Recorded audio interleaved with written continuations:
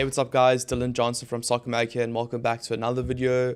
It is the international break, so it's a bit slow, but I thought I'd just come back and do a video this week, just reflecting a bit on game week 7, last week's results, mostly from Liverpool's point of view. I'll chat a lot about Liverpool versus Chelsea and Liverpool in general with, obviously the terrible week they had. I think, 3 losses in a row, first time in ages that's happened at, I don't think that's happened in a while for Arne Slot.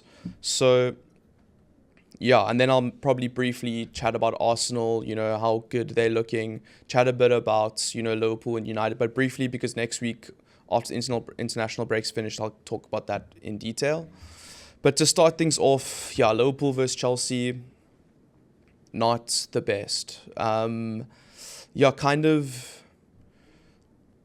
think, we could see it was coming. I don't think there was enough improvement showed against Galatasaray from Crystal Palace. And I will say that I think out of the 3 games, that was the best that Liverpool played. I think that there were the most positive signs shown against Chelsea, but not good enough. That Chelsea team was missing key players. Defensively, Akampong did really well until he got injured. But after that, I think Badiashile got injured as well. They already had Colwell injured for Fana. So that was not Chelsea's strongest defense. And they were missing Cole Palmer. So you're almost playing a Chelsea side that are missing 4, 5, 6 even first-team players. And you can't really create too many solid opportunities. I think Sanchez was barely tested the whole game. And I think that kind of goes through Liverpool's problems are so, it's all over the pitch. It's not just like Liverpool have a solid defense, but they can't create chances, or they're creating and scoring so many goals, but they you can slice through them like butter. It's all happening at the moment, and I think that's the issue. There were a lot of times where Van Dijk, Konate, Bradley, Kirkes have the ball, and there's quite literally nowhere for them to go other than Konate to Bradley or Konate to Van Dijk, and etc. on vice versa on the other side. So there's serious problems in Liverpool's build-up, I think. McAllister and Gravenberch are completely outnumbered in midfield, and both in attack and defense. In the build-up, there's not a lot of options. They get the ball, and again, they're under so much pressure. There isn't really a connection between them and the front line. Wirtz didn't start, and that's kind of his job. And there isn't really, the ball then goes into McAllister, back to Van Dijk, to Kirkes, to Gakpo, and repeat on the same side as well. So there isn't really, balls going into the box. There's no, passes in behind. There's no passes between the lines. There is a serious, Isak is on the pitch for 70 minutes, and I think he has 1 or 2 shots. He touches the ball 6, 7, maybe 8 times.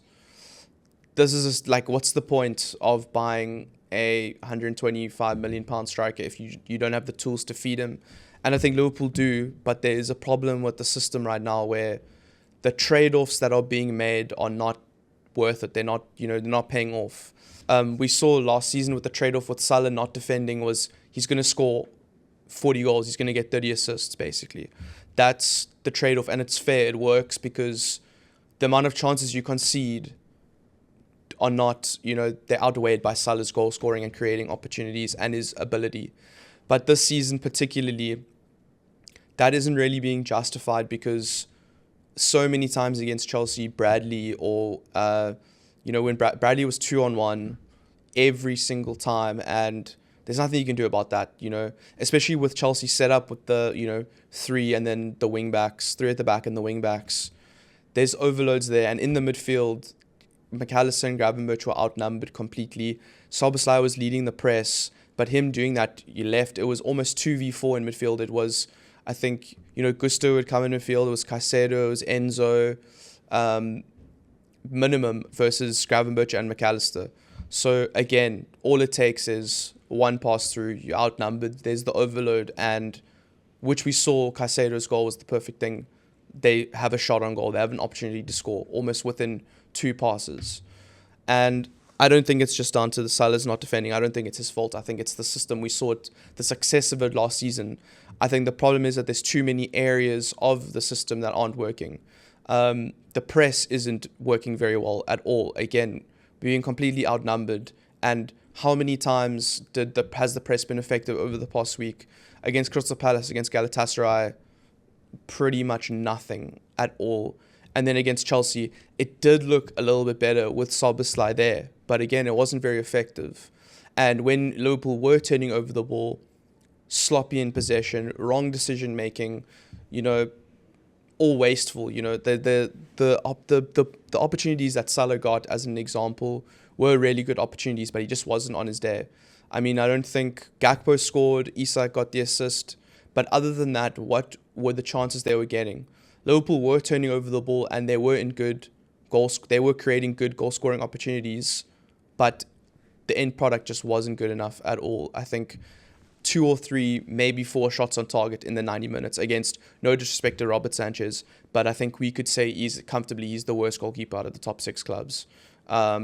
Maybe not Manchester United, maybe not at Man United, but Sanchez is not. You can test him. Mentally, he is there for the taking. If you put him under pressure, he will make a mistake. He showed that against Man United with a red card. You got to test these goalkeepers, and we're not at all. I think we barely, we're taking 20 shots, but we're getting 2 on target. The effectiveness is very low. The success rate is low. And then going to the defense, I think Konate hasn't been playing well. I think he hasn't been playing, maybe having another look, as terribly. I don't think Chelsea was as bad as Crystal Palace, but his passing needs to improve. You look at Van Dijk, and Van Dijk is pivotal in how Liverpool attack, with his passing range, with his ability to pass into midfield, also his composure on the ball. Too many times Konate gives the ball away stupidly, with a sloppy pass that is just unnecessary. I get it. He's trying. There's not a lot of space. Liverpool need to get forward up the pitch, but so many times over the past 3 games, we've seen Konate pass it into midfield. It gets nowhere near the play he's aiming for, and Liverpool are under, a counter-attack.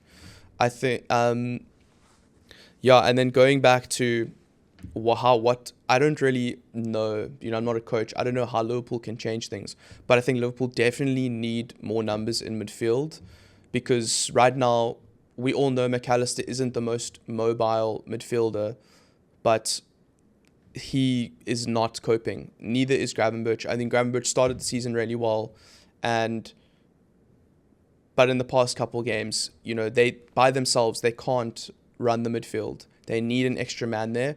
And if that's Szoboszlai, if that's Curtis Jones, I don't really mind. I think Curtis Jones and Szoboszlai offer great things, but there needs to be another person there. And I think that we need to go back to basics and go back to last season, where Liverpool were difficult to score against. Liverpool were very solid and they created good opportunities, but very rarely did Liverpool concede 2 goals or more than that. But Liverpool, it feels like, are conceding 2 goals every single game now. And we're not getting the offensive trade-off of we're scoring and creating more opportunities. It kind of just looks like defensively we become a lot worse. Or we're way more exposed defensively and in midfield for the potential to unlock Isak and Wirtz and Ekitike and Salah. But there is no payoff because they are not performing well. We're not creating chances. So we're just conceding goals. So we need to go back to basics. And the basics are solidify the midfield and the defense, make it harder to score against Liverpool. How that's done, I think an extra man in midfield will help. And just give Mo Salah the ball more. I think the amount of touches that Salah's had this season is, on average, ridiculously low compared to normal. And also the areas he is occupying are not where he's played his best. Again, it's like he's hugging the touchline. He's getting double marked, triple marked. And again, what is the benefit of that? Because the players around him aren't being brought into the game. That's not creating space for other players because the other players aren't making the movements or the players can't be found. So I think we need to give Mo Salah the ball more because he was our best creator last season, and I think that's an underrated part of his game. He isn't in good form, but the thing about Salah is he just plays himself into good form. He goes through these patches we will see the best of Salah again. Um, but we just need to create opportunities. And people are talking about, we're missing Trent. That was a big mistake. We had no choice in the matter. What can we do? We have to move on. He wanted to leave. So be it. What are you going to do? Yes, we do miss his creative, his passing range was ridiculous. He assisted a lot. He created a lot. He was a massive threat. But I don't think the problems are simply giving the ball to Trent and we're going to score goals. I think the problems are a lot bigger in all areas of the pitch. I think, I just don't. It's difficult to understand how, a player like Isak can be on the pitch for 70, 80 minutes and not touch the ball. How Wirtz he's clearly trying. I think it's a combination of he isn't playing well, but people aren't giving him the ball in the right areas. And when he does produce something good, the players around him are in bad form, so they're not able to capitalize. I think the perfect example was that pass he did to Salah, where he did that spin and opened Salah up completely, and Salah misses the target. Last season, Salah buries that, or at least tests the goalkeeper. But every game Wirtz has played, he's created an opportunity like that. And if players are informed, they finish those chances, and it looks a lot better. He'll end up playing better. Everyone gets lifted. So I don't think it's a lack of trying. I don't think it's you watch Wirtz and like this guy's having a stinker every week. He's not going to create chances every time he touches the ball. He's going to create a good chance a couple times a game. And he is doing that, but no one's just finishing the opportunities, or they aren't on the same wavelength, or he's occupying space and our midfield can't find him, or our attackers can't find him. The relationships haven't been built. Going to Kirkes, again, I think I spoke about this last time. I think there was a few moments that were better of Kirkes overlapping and Gakpo passing the ball, which is definitely an improvement from what we were seeing, where Gakpo was cutting it every time and shooting or passing it back into midfield. Kirkes needs to be on the ball in an attacking area. That is his strength. That's what he does. We can't be playing him as this third centre back or him staying back on halfway. What is the point of buying him arguably the best attacking fullback in the Premier League last season, to shackle him behind the halfway line and get the ball from Van Dijk, pass back to Van Dijk, pass to Gakpo, not get the ball back, make the overlapping run and not get the ball? I don't understand it, and I think his decision making isn't 100% great. He's not also in great form, but you're not playing to his strengths. He's not going to play well. You're not playing to what makes him good, what makes him stand out. How do you expect him to be good? If all he's doing is defending and we're struggling to create attacking opportunities, what's the point? You should have bought another centre back or a different left back that's going to actually... Kirk's defending is good. I think his one-on-one defending is good, but I'm saying, what is the point of buying an attacking fullback, making him defend for most of the game, and then complain that he's not creating opportunities or he's not getting in the right spaces? Or when he does finally get the ball and he whips it across wildly, you're like, what a waste of possession. You're just not helping this guy out at all. He's losing before he's even got into the pitch. So I think his attacking side of his game needs to be involved, especially with Conor Bradley, who is a lot more well-rounded. He can defend as well, but I wouldn't say his offensive side of his game is his strength. He's well-rounded. Like, I think how complete is probably a too strong a word, but how he can defend and contribute with running in behind and getting on the ball, that, he should be more conservative, not Kirk is. That's so some of my thoughts on that. And then Mamardashvili, I thought, played really well. I don't think you can really complain. Robbo, the final goal, didn't track his man. I also was struggling to understand how we were giving Esteval so much space. When he came on, Robbo was just, do you want to cross? Do you want to cross? Do you want to pass? Do you want to shoot? Don't worry, I'll give you enough space and time to decide. I'm not going to put you under any pressure whatsoever. And the signs were there. Every time you got the ball in that area, Robbo was almost just like sitting off him, and he started passing. He got the shot that, Mamardashvili saved, and then eventually he makes the run. He gets the back post unmarked, and he scores.